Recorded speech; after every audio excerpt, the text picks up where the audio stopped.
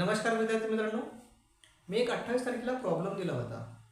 तो problem solve करायचा होता आणि जिंकायचं होतं पारितोषिक. आता बऱ्याच विद्यार्थ्यांनी तो प्रॉब्लेम सॉल्व्ह करण्याचा प्रयत्न केला आहे. खूप चांगल्या पद्धतीने सॉल्व्ह करण्याचा प्रयत्न केला. परंतु एकाही विद्यार्थ्यांचं जे शेवटचं उत्तर आहे म्हणजेच केची जी ॲक्च्युअल व्हॅल्यू आहे ती एकाही विद्यार्थ्यांची बरोबर आलेली नाही.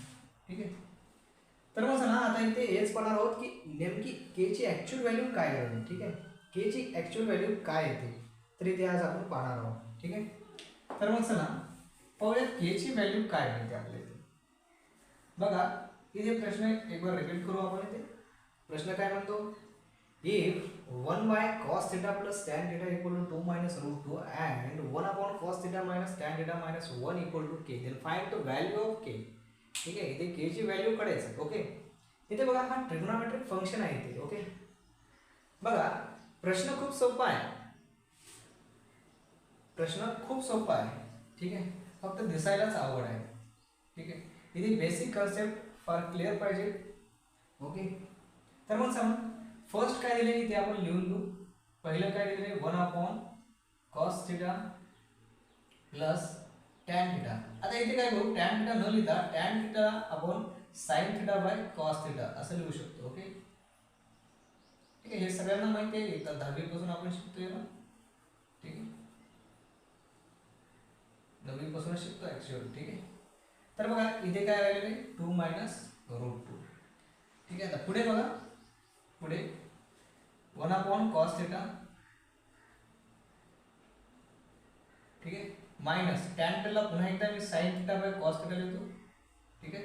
टॅन थीटाला आपण काय लिहू शकतो रे, sine theta by cos theta. हे सांगायची जास्त गरज नाही. ठीक आहे. तुम्ही हुशार आहात. आता -1 तिकडे गेला म्हणजेच काय ना k प्लस 1 आणि हे -1 जो आहे मी काय करेल उजव्या बाजूला घेऊन जाईल. ठीक आहे. म्हणजेच काय येतो k प्लस 1. आता इथे बघा, इथे प्लस साइन आहे, इथे मायनस साइन आहे. हे दोघं काय आहेत रे, सेम आहे. म्हणजे यांचं जे डिनॉमिनेटर आहे cos थीटा, इथे cos थीटा, इथे cos थीटा, इथे cos थीटा. म्हणजे याला आपण एकत्रित लिहिलं तरी चालते. म्हणजे एकच त्या दोन्हीपैकी एक cos थीटा डिनॉमिनेटर लिहिला तरी चालते. म्हणजेच काय वर काय होते 1 प्लस साइन थीटा, डिनॉमिनेटर म्हणजे छेद. ठीक आहे. 1 plus sine theta, cos theta दोन्हीपैकी आपण इथे एक लिहू शकतो. ओके. जेव्हा ठीक आहे बेरीज किंवा वजाबाकी करायची असेल तेव्हा डिनॉमिनेटर सेम पाहिजे. जर डिनॉमिनेटर सेम असेल ठीक आहे त्याला आपण एकदाच लिहितो 2 मायनस रूट 2. आता इथे बघा 1 मायनस साइन थीटा, आता इथे पण डिनॉमिनेटर सेम आहे. ओके.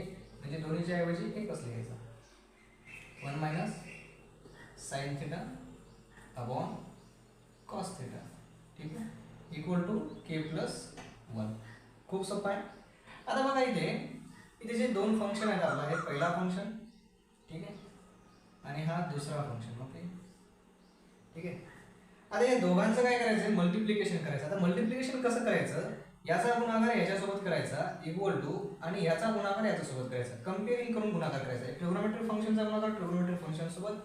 आता अल्जेब्रिक फंक्शनचा गुणाकार अल्जेब्रिक. इथे बघा 2 मायनस 2 न्यूमरल आहे. ओके. नंबर्स आहेत फक्त इथे. ठीक आहे. इथे k प्लस 1, इथे k जो आहे कॉन्स्टंट आहे. ओके. याचा गुणाकार याच्यासोबत करायचा, याचा गुणाकार याच्यासोबत करायचा आहे. तर बघा आता या दोघांचा गुणाकार आपण जर केला तर आपल्याला काय मिळते, कंपेअरिंग करायचं आणि करायचं आपल्याला गुणाकार. ओके. या दोघांचा गुणाकार करायचा cos theta. Okay. 1 minus sine theta upon cos theta. बघा कोणा दोघांचा गुणाकार करतो नेहमी, या दोघांचा. ओके. या दोघांचा पुन्हा या दोघांचा गुणाकार करायचा equal to 2 minus root 2 into k plus 1. या दोघांचा गुणाकार आणि या दोघांचा गुणाकार. आता बघा वर इथे या दोघांचा गुणाकार काय मिळतो आपल्याला. ठीक आहे.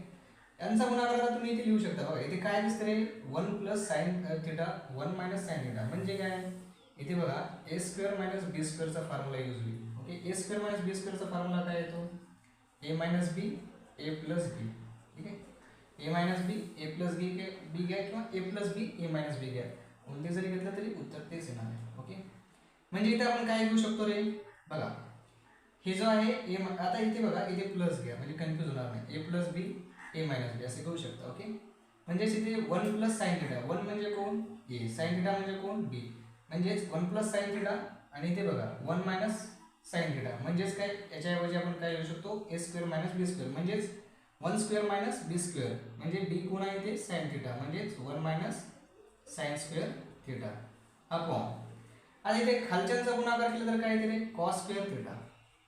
ठीक आहे कॉस स्क्वेअर थिटा. बघा इथे मी दोघांचा गुणाकार करून म्हणजे जास्त इथे बघा मेथड जो आहे लॉंग होईल. ओके त्यामुळे इथे मी शॉर्ट फॉर्म मध्ये इथे फॉर्म्युला यूज केला आणि इथे लिहून टाकलेला. ठीक आहे म्हणजे गुणाकार करत बसलेला नाही याचा. ठीक आहे आता कॉस थिटा आणि कॉस थिटाचा गुणाकार केला काय तो cos square theta.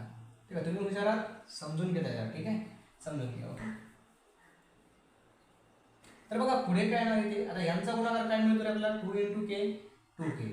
Okay 2 × 1 + 2 minus root 2 × k minus root 2k minus इथे काय तो मायनस रूट 2 ने 1 ला मल्टिप्लाय केलं काय तो मला वाटते की तुम्ही गुणाकार करून घेऊ नका यांचा जशाच तसा ठेवा यांना. ठीक आहे 2 - रूट 2 k + 1 यांना जशाच तसं ठेवा म्हणजे आपल्याला सोपं जाईल. ठीक आहे आता बघा पुढे काय नेमकं बघा आता पुढे खूप सोपं आहे काही अवघड नाही. ठीक आहे इथपर्यंत आलं म्हणजे पुढचं नक्की येणार. ओके आता बघा इथे 1 - साइन स्क्वेअर थिटाला आपण काय घेऊ शकतो रे. ठीक आहे sine square theta plus cos square theta equal to काय 1 साइन स्क्वेअर थिटा तिकडे गेला म्हणजेच काय cos square theta equal to 1 - sine square theta म्हणजे 1 - साइन स्क्वेअर थिटा आपण काय घेऊ शकतो कॉस स्क्वेअर थिटा. ठीक आहे ओके तर याच्या ठिकाणी काय घेणार आपण इथे therefore cos square theta upon cos square theta equal to आता इथे हे जशाला तसं ठेवायचं आहे तुम्हाला. ठीक आहे 2 - रूट 2 k + 1 आणि इथे cos square theta cancel therefore इथे काय आलं 1 इक्वल टू 2 - रूट 2 k + 1. ठीक आहे काय समजायला की काय अवघड नाही खूप सोपं आहे समजायचं काहीच नाही याच्यामध्ये काय आहे बेसिक आहे सगळं काय याच्यात. ठीक आहे बेसिक ट्रिक वापरायचे उत्तर येऊन जाते आपल्याला. ओके आता बघा इथे फक्त डोकं लावायचं आहे जास्त अवघड प्रश्न नाही हा खूप सोपा प्रश्न आहे. आता इथे काय करायचं आहे आपल्याला बघा आता k ची व्हॅल्यू काढायचं आहे. ठीक आहे म्हणून काय करणार आपण इथे आता हे बघा यांच्या दोघांमध्ये गुणाकार असते काही नाही म्हणजे हे सांगायची गरज नाही. आता हा जो आहे डाव्या बाजूला आला. ठीक आहे काय होणार आहे 1/2 - रूट 2. ठीक आहे मी काय करतो याला इकडल्या बाजूला लिहितो आणि k + 1 ला काय करतो मी इथे लिहितो काही फरक पडत नाही. ओके हा जो आहे इथे डाव्या बाजूला काय होत होता 1/2 - रूट 2. ठीक आहे याला मी काय केलं इकडे लिहिलं आणि याला इकडे लिहिलं काही फरक पडत नाही. आता बघा पुढे काय होणार आता इथे बघा 2 - रूट 2 चा अपोजिट फॉर्म काय येतो 2 + रूट 2. मग याच्याने काय करा वर आणि खाली गुणून घ्यायला. ठीक आहे इथेच मी गुणून घेणार. ठीक आहे 2 - याला आपण रॅशनलाइज फॉर्म म्हणतो. ओके 2 - रूट 2 चा अपोजिट फॉर्म काय येतो 2 + रूट 2 वर पण गुणा खाली पण गुणा काही फरक पडत नाही. ठीक आहे वर म्हणजे याला 1 ला गुणा. ठीक आहे आणि 2 - रूट 2 ला पण गुणायचं. ठीक आहे तर मग बघा याच्याने याला मल्टिप्लाय केलं तर काय येणार आहे आपल्याला इथे 2 + रूट 2 मिळणार. ठीक आहे आणि याच्याने याला मल्टिप्लाय केलं तर काय मिळणार इथे आपल्याला. ठीक आहे 4 - 2 मिळणार. काय बघा ना 2 - रूट 2 म्हणजेच काय a - b a + b सरळ फॉर्म्युला यूज करा a² - b². a कोण आहे 2 आहे 2 चा स्क्वेअर काय ना 4 b कोण आहे रूट 2 चा स्क्वेअर काय येतो 2. ठीक आहे खूप सोपं आहे काही अवघड नाही. ओके तर मग चला इथे काय येणार आहे k + 1 देअरफॉर आता बघा 4 - 2 काय येणार 4 - 2 काय येणार 2 येणार बरोबर आहे अपॉन 2. आता हे +1 जो आहे उजव्या बाजूला गेला तर काय मिळेल आपल्याला k = 2 + रूट 2 अपॉन 2 - 1. आता बघा मला वजाबाकी करायचं आहे म्हणजेच काय करणार याच्या पण छेदाला 2 पाहिजे बरोबर आहे ना. वजाबाकी करताना फ्रॅक्शनची वजाबाकी बेरीज करताना छेद काय पाहिजे डिनॉमिनेटर काय पाहिजे सेम पाहिजे. ओके तरच आपण वजाबाकी करू शकतो. इथे 2 आणण्यासाठी आता इथे जास्त सांगायची गरज नाही सरळ काय करतो आपण 2 ने 1 ला मल्टिप्लाय करतो.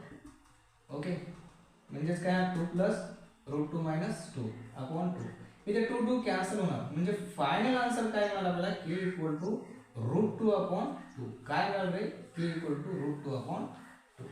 किती सोपं आहे रे काहीतरी अवघड आहे का काहीच अवघड नाही खूप सोपं आहे फक्त इथे बेसिक कन्सेप्ट इथे तुम्हाला